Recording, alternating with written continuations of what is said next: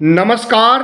हमारे चैनल में आपका स्वागत है। मैं हूं रामचंद्र मौर्य। साथियों, इंडिया गठबंधन की निद्रा भंग हो गई है, जग चुका है और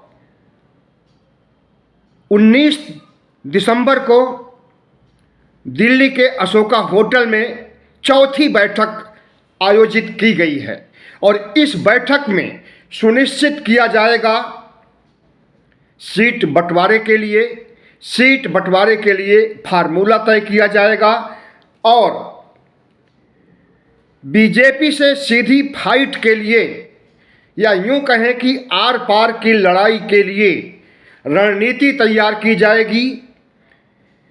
संयुक्त रैलियां करने के लिए देश के कोने कोने में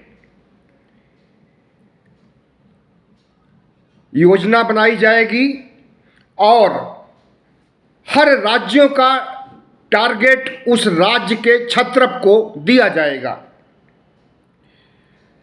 आपको मालूम होना चाहिए कि 3 राज्यों में कांग्रेस की हार से इंडिया गठबंधन पर कोई फर्क नहीं पड़ा है। जो अखिलेश यादव रूठे हुए थे, को भवन में थे, वे बिना मनाए ही इंडिया गठबंधन की सराहना करने लगे हैं, क्योंकि उनके पास या किसी भी घटक दल के पास और कोई चारा नहीं है कि वो इंडिया का साथ दें। साथ तो देना ही पड़ेगा, वरना प्रधानमंत्री नरेंद्र मोदी का जो ब्रह्मास्त्र है, सबसे बड़ा डर उसका है। सीबीआई, ईडी, आईटी की बात कर रहे हैं हम। और दूसरा, उससे बड़ा खतरा संविधान के खिलाफ प्रधानमंत्री नरेंद्र मोदी का रुख और उनके ऑफिस का रुख, पीएमओ का रुख सबकी समझ में आ गया है। प्रधानमंत्री नरेंद्र मोदी का सलाहकार अगर संविधान पर उंगली उठाता है, संविधान को के बारे में कहता है कि अब यह बेकार हो चुका है, दोयम दर्जे का हो चुका है, इसे खत्म कर देना चाहिए, तो यह माना जाएगा कि प्रधानमंत्री कह रहे हैं, क्योंकि उनके कार्यालय का उनका सलाहकार कर रहा है, वही सलाहकार जिसकी सलाह वो मानते हैं। और तीसरा, लोकतंत्र खोखला हो चुका है, जर्जर हो चुका है। इन 10 सालों में आप देख रहे हैं कि मीडिया को इन्होंने गोदी मीडिया बना दिया और लोकतंत्र का जो सबसे बड़ा स्तंभ न्यायपालिका है, उस पर भी सवालिया निशान उठाए गए। कई ऐसे फैसले आए जिससे ध्वनित होता है कि सरकार के पक्ष में फैसले हो रहे हैं। पिछले 10 वर्षों की हम बात कर रहे हैं, आज की बात नहीं कर रहे हैं।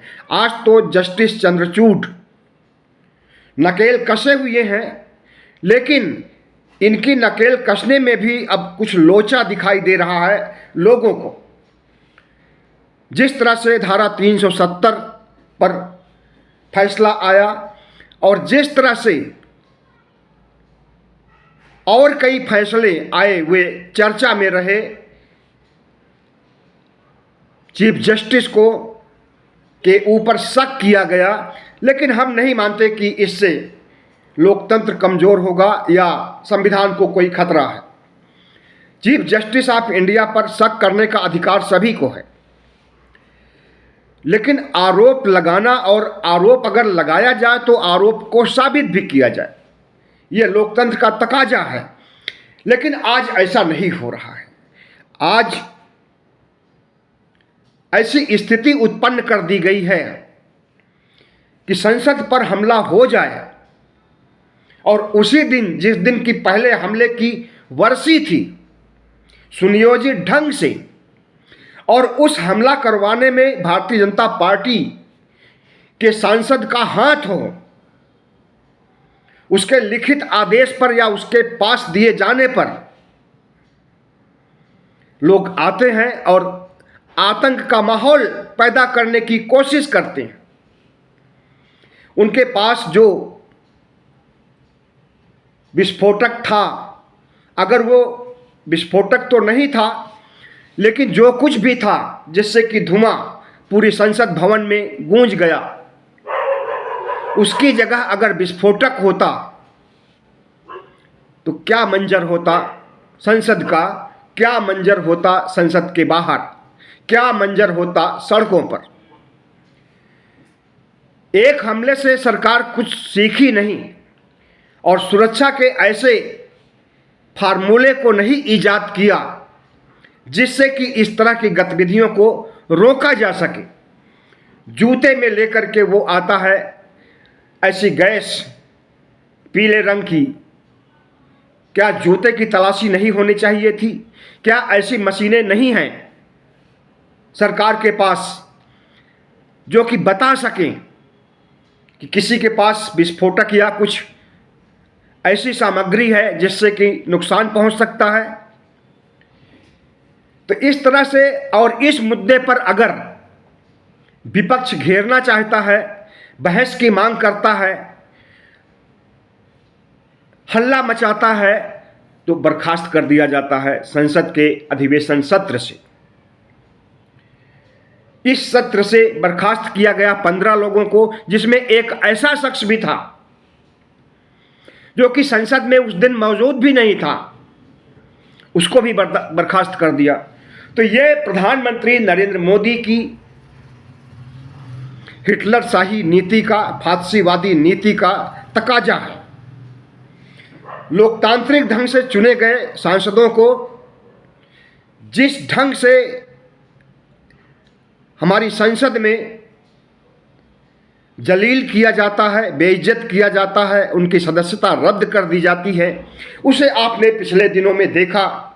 राहुल गांधी से लेकर के महुआ मोइत्रा तक, रामवीर बिधूड़ी तक, दानिश अली तक अच्छी तरह से आपने महसूस किया। तो जाहिर है कि लोकतंत्र को ख़त्म कर रहे हैं, संविधान को ख़त्म कर रहे हैं, संविधान पर कुदृष्टि पड़ी हुई है और राजतंत्र को लाने की कोशिश कर रहे हैं, हिंदू राष्ट्र बनाने की कोशिश कर रहे हैं। क्या इसमें सफल होंगे? हमें तो नहीं लगता, लेकिन कोशिश हो रही है। CAA NRC को मार्च से फिर से लागू किया जाएगा। आपको नागरिकता का प्रमाण पत्र देना पड़ेगा, नहीं दे पाओगे तो नागरिकता खत्म कर दी जाएगी या डिटेंशन कैंप में भेज दिया जाएगा। इस तरह से जो भी फार्मूले ईजाद किए जा रहे हैं लोकसभा चुनाव के मद्देनज़र, उसमें से अधिकांश फार्मूले ऐसे हैं जो जनता से के खिलाफ हैं, लोक प्रतिनिधियों के खिलाफ हैं। प्रधानमंत्री नरेंद्र मोदी इंडिया गठबंधन को इंडी गठबंधन कहते हैं, घमंडिया गठबंधन कहते हैं, और 5 राज्यों के चुनाव की वजह से इंडिया गठबंधन की गतिविधियां कम रही या कहें कि शून्य रही।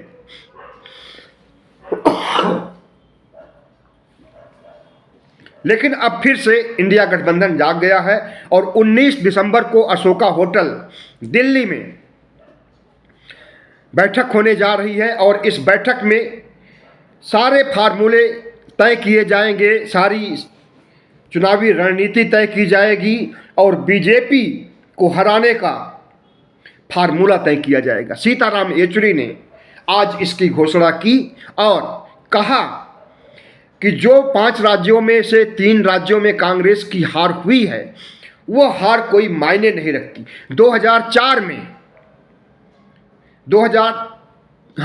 में प्रधानमंत्री अटल बिहारी वाजपेयी की हार होती है, शाइनिंग इंडिया काम नहीं आता है। लेकिन उसके 1 साल पहले इन्हीं 3 राज्यों में छत्तीसगढ़, मध्य प्रदेश और राजस्थान भारतीय जनता पार्टी की जीत हुई थी। तो उसी तरह की जीत इस बार भी हुई है। अब जीत कैसे हुई है वो अलग प्रश्न है।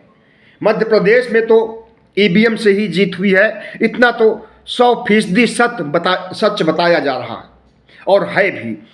क्योंकि जहां कांग्रेस की जीत हो रही थी, सारे सर्वे चीख चीख करके कह रहे थे, वहां कांग्रेस को 9% वोट कम मिले और कांग्रेस का सुपड़ा साफ हो जाए, असंभव। ईवीएम का खेला ही इस तरह से का खेल कर सकता है। लेकिन आज अब इन बातों पर चर्चा करने का कोई मतलब नहीं है, लेकिन इतना जरूर है कि इन 3 राज्यों के चुनाव परिणाम से भारतीय जनता पार्टी की सीटों के मामले में जीत जरूर हुई है, लेकिन वोटों के मामले में उसकी हार हुई है। 4 राज्यों के चुनाव, उसमें तेलंगाना भी शामिल कर लीजिए, छत्तीसगढ़ हुआ, राजस्थान हुआ, मध्य प्रदेश हुआ, तो इन राज्यों के चुनाव में लगभग 11 लाख वोट कांग्रेस को ज़्यादा मिले हैं भारतीय जनता पार्टी से, और ये वोट लोकसभा के लिए भी पड़ेंगे। तो जाहिर है कि जिन राज्यों में, और हर राज्य का औसत 40% से कम नहीं है वोट प्राप्त करने का कांग्रेस का, तो 40% बहुत होता है। 37% पर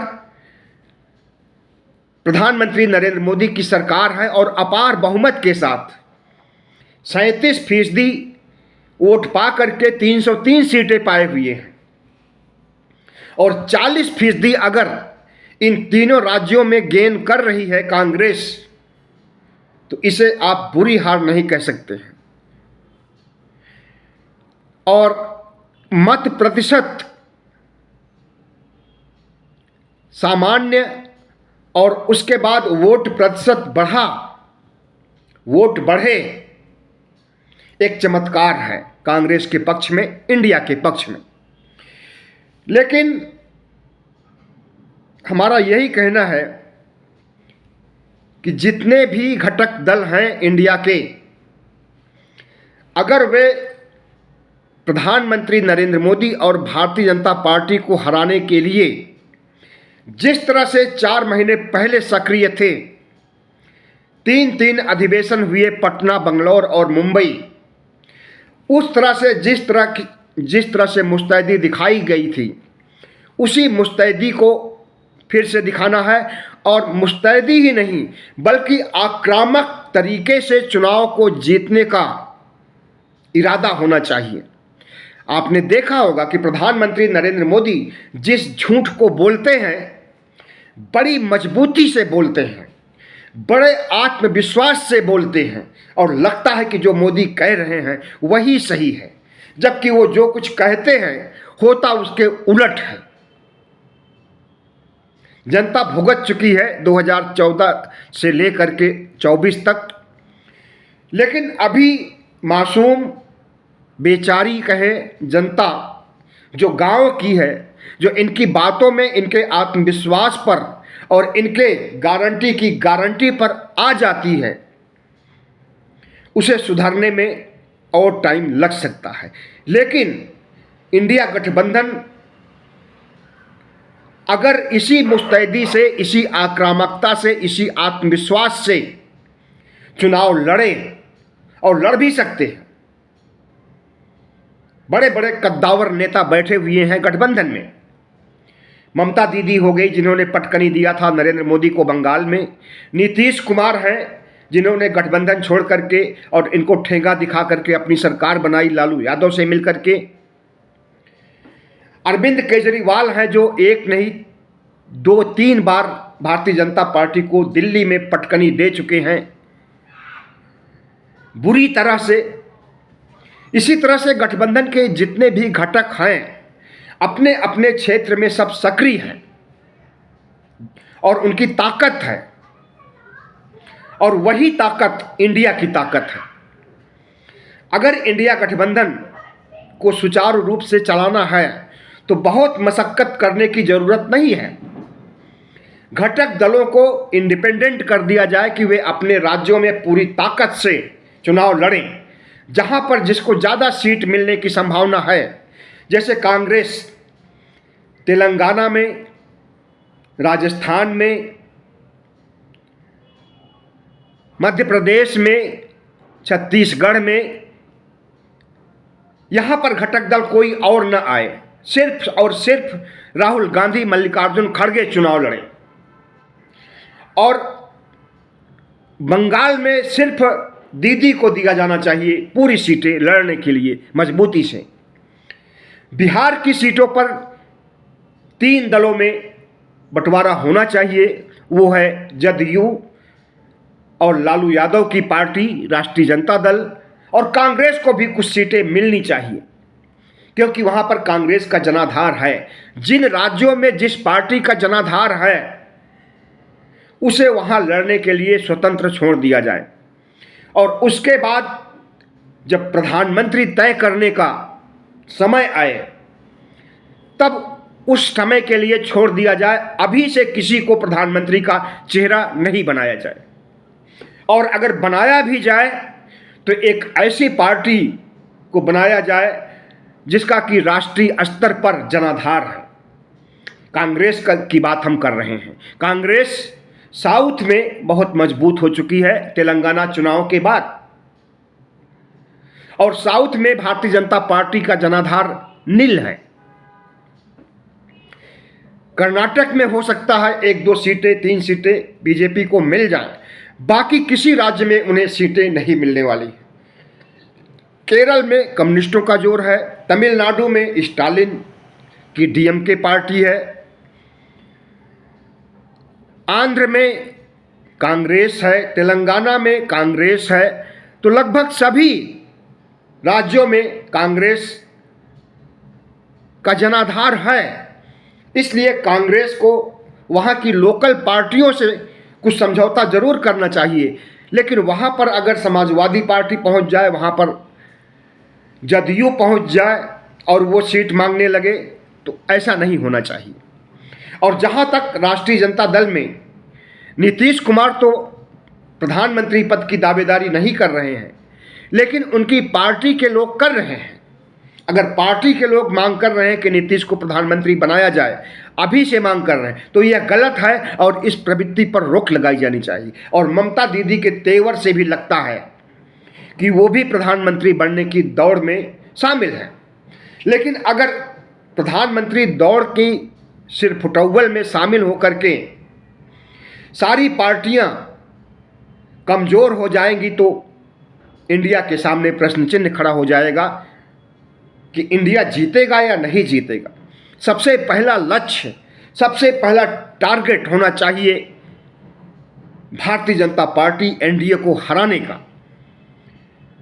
हराने के बाद जिस पार्टी की ज़्यादा सीटें हों उसके ऊपर विचार किया जाना चाहिए, और यदि वह पार्टी चाहती है तो दूसरी पार्टियों को भी के नेताओं को भी विचारार्थ रखा जाना चाहिए प्रधानमंत्री पद के लिए। लेकिन हमें लगता है कि प्रधानमंत्री पद के लिए सबसे उपयुक्त, अनुभवी और बड़ा चेहरा अगर कोई है तो वो है मल्लिकार्जुन खड़गे, जो कि बुद्धिस्ट हैं, हिंदू नहीं हैं, बुद्धिस्ट हैं, अम्बेडकरवादी हैं और दलित हैं। और सबसे बड़ी पार्टी अगर भारतीय जनता पार्टी को छोड़ दिया जाए तो इंडिया गठबंधन में सबसे बड़ी पार्टी के नेता हैं, अध्यक्ष हैं। लेकिन बहरहाल इस बात पर तो चर्चा बाद में, लेकिन अभी ज़रूरत है इंडिया को भारतीय जनता पार्टी को हराने के लिए हर वह तिकड़म जो प्रधानमंत्री नरेंद्र मोदी अपनाते हैं। और अगर इस बार इंडिया गठबंधन पूरी ताकत से चुनाव नहीं लड़ेगा तो यह आखिरी मौका है लोकतंत्र को बचाने का, संविधान को बचाने का, देश को बचाने का। अगर 2024 प्रधानमंत्री नरेंद्र मोदी जीत जाएंगे तो 2025 में यह देश हिंदू राष्ट्र बन करके रहेगा। इसके संकेत मिल रहे हैं। सिर्फ हिंदू राष्ट्र ही नहीं, हिंदू राष्ट्र बनेगा तो अपने आप ही प्रजातंत्र खत्म हो जाएगा और लोकतंत्र आ जाएगा। और उस लोकतंत्र की आहट उसी दिन मिल गई थी जिस दिन नए संसद भवन में प्रधानमंत्री सिंगोल को लेकर के पूरे सदन में टहले थे और उसके सामने साष्टांग होकर के पड़ गए थे, लेट गए थे, माथा टेक दिए थे। और सिंगोल होता है राजतंत्र का प्रतीक। तो उन्होंने सूचना दे दी। अब विपक्ष समझे, इस देश के 140 करोड़ समझें या न समझें, लेकिन राजतंत्र की ओर भारत को ले जाने की सूचना दे दी थी प्रधानमंत्री नरेंद्र मोदी ने। और हिंदू राष्ट्र बनाने की बात तो 100 साल से चल रही है, लेकिन 2014 से इसकी मांग ज़्यादा उठने लगी है और शपथ खाई जा रही है। कई संगठन भारतीय जनता पार्टी के कट्टरपंथी हिंदू संगठन हैं जो देश के विभिन्न शहरों में शपथ खा चुके हैं कि हम हिंदू राष्ट्र बनाएंगे, मरेंगे, मारेंगे, बलिदान देंगे, बलिदान लेंगे, कत्लेआम करेंगे, नरसंहार करेंगे। इसकी घोषणा हो चुकी है। तो इंडिया को समझना चाहिए, इस देश के 95 करोड़ मतदाताओं को भी सोचना चाहिए कि जो पार्टी लोकतंत्र को खत्म करने जा रही है, संविधान को खत्म करने जा रही है, साझा संस्कृति को खत्म कर रही है, धर्मनिरपेक्षता को खत्म कर रही है, समानता के अधिकार को खत्म करना चाहती है, समाजवाद को खत्म करना चाहती है, आप उसे वोट दीजिएगा। या जो पार्टी इन सबको बचाना चाहती है और इन्हें आगे बढ़ाना चाहती है, उनको वोट दीजिएगा।